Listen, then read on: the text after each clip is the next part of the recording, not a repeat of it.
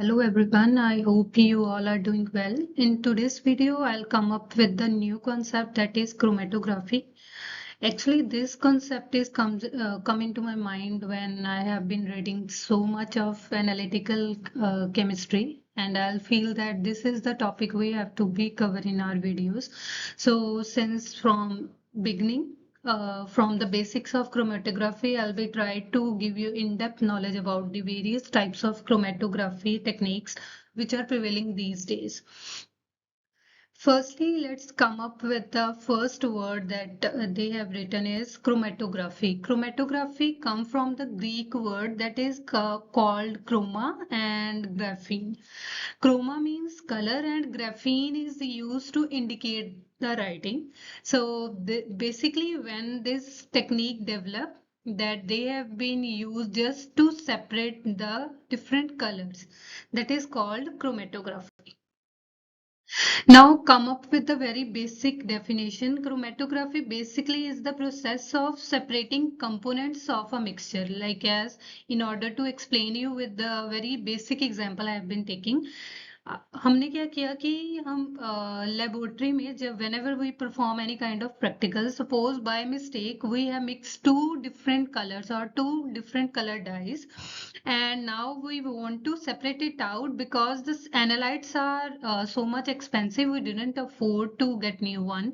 So basically what they can do the technique of chromatography. This shows that we have to separating two components of the mixture.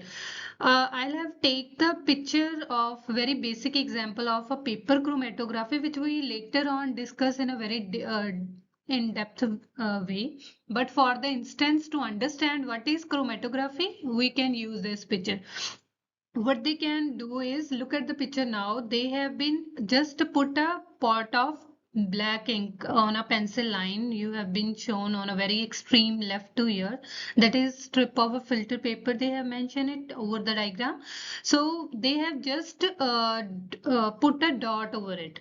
Right, then they put that dot paper into a glass jar containing some kind of solvent, and later on they find that this dot has contained three different colors. This is the process of chromatography. Whenever we have been mixing two or more components, in order to separate them, we have used this process which we call it as a chromatography, right? Now every technique, why we want to study it, like as I told you earlier that if two components which are very expensive or very less in amount, we have to separate it out. We don't throw it or discard it as such. So that's why we use this technique to separate the components. Now in order to combine or in order to study the full version, it has a very basic components which all the chromatographic techniques have included. Like as first component is analyte. Analyte is basically a that component which you want, which is basically of your interest. Like as अगर मैं बात करूं कि I want to separate the component of bromothiamine blue. Bromothiamine blue is a basically an indicator, and I want to separate it out from the mixture which they have been accidentally mixed in it. So that component act as an analyte for us because that is of our interest. अगर वो suppose करो कि water में mix हो गया, तो water हमारे लिए analyte नहीं होगा, हमारे लिए bromothiamine blue analyte होगा, right?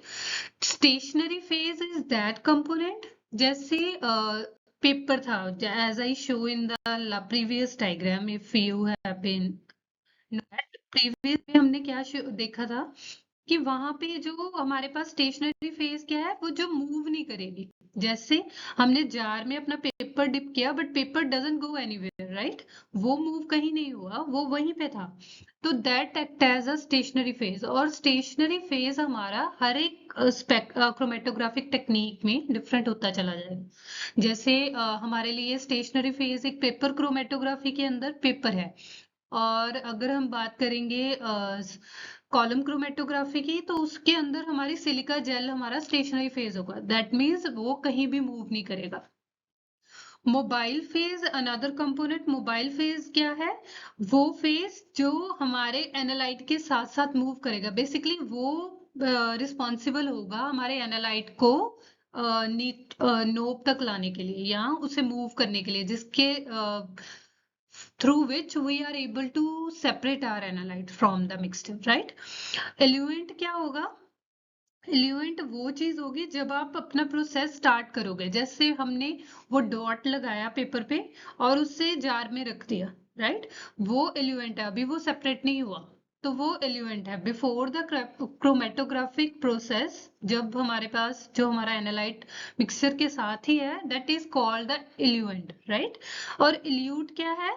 जब आपका प्रोसेस सारा फिनिश अप हो गया है, हमारे पास 3 डिफरेंट कलर्स आ गए थे, तो वो जब सेपरेटेड आउट हो गया तो उस चीज को हम बोलेंगे एल्यूट, राइट?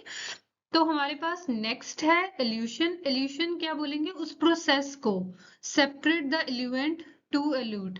जब तक हम एल्यूट और एल्यूएंट तक पहुंचने के लिए जो हमें प्रोसेस फॉलो किया है, चाहे वो हमने पेपर क्रोमेटोग्राफी फॉलो किया है, चाहे वो हमने सिलिका जेल के थ्रू फॉलो किया है, that process is called elution.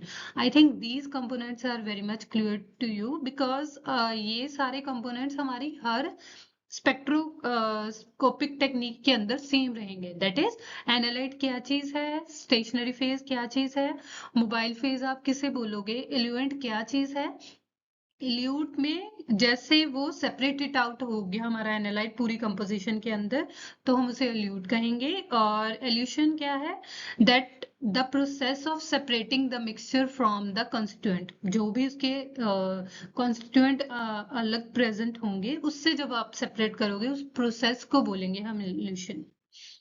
Next हमारे पास क्या है? प्रिंसिपल। तो बेसिकली जब हमारी क्रोमेटोग्राफी है तो उसका प्रिंसिपल सेम है, partitioning the constituent component between two phases, that is mobile phase and a stationary phase. Basically what it happens कि जब आपने डॉट लगाया, तो आपने शायद से उस डायग्राम को आप रिवर्ट करके नोटिस करना कि वहां पर 3 डॉट्स का डिस्टेंस अलग अलग है। जैसे ग्रीन डॉट सपोज करो किसी डिफरेंट डिस्टेंस पे है, येलो अलग डिस्टेंस पे है और रेड अलग डिस्टेंस पे है।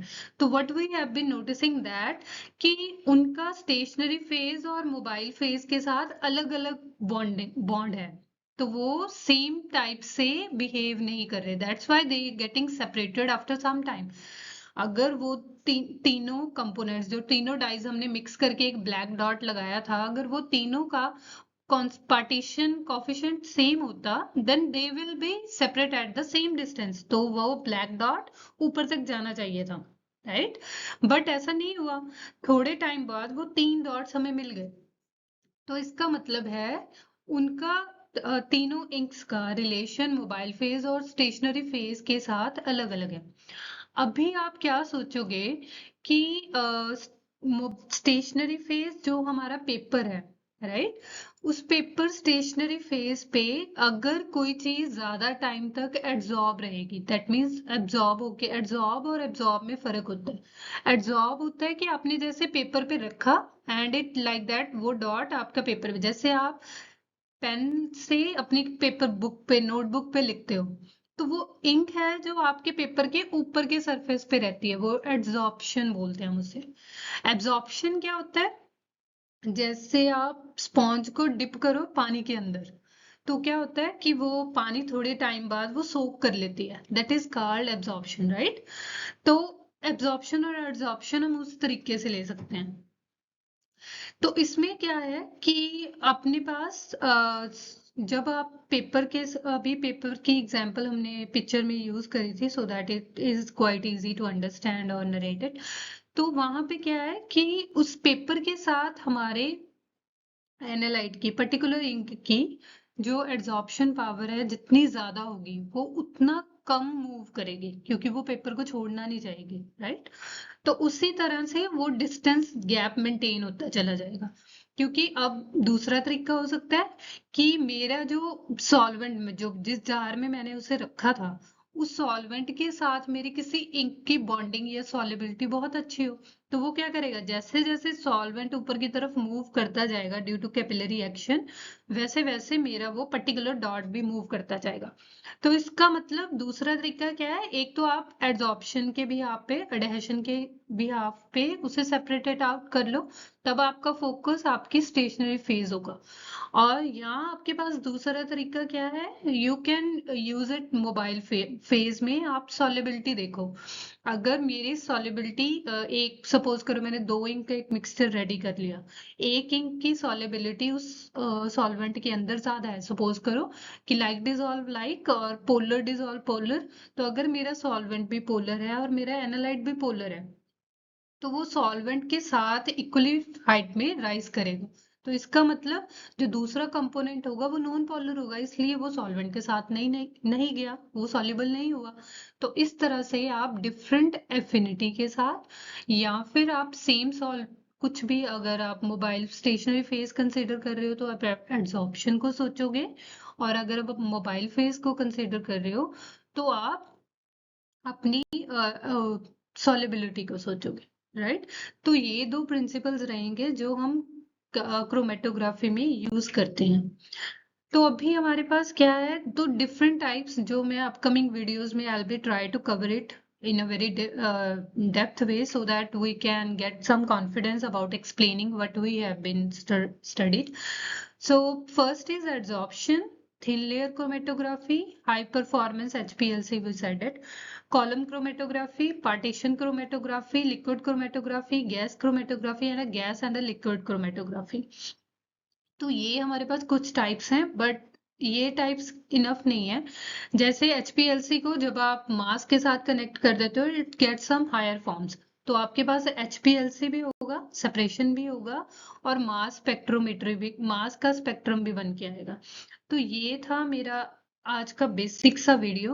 आई hope it helps you to understand what is chromatography, or what kind of principle involved behind it, and what kind of various components it include, or you have to be keep in your mind, and what type of various chromatographies are available these days and which are more prevalent in analytical field. I think I'll be help it to be in upcoming videos with these ones. Thanks for watching, and thanks for keep connecting.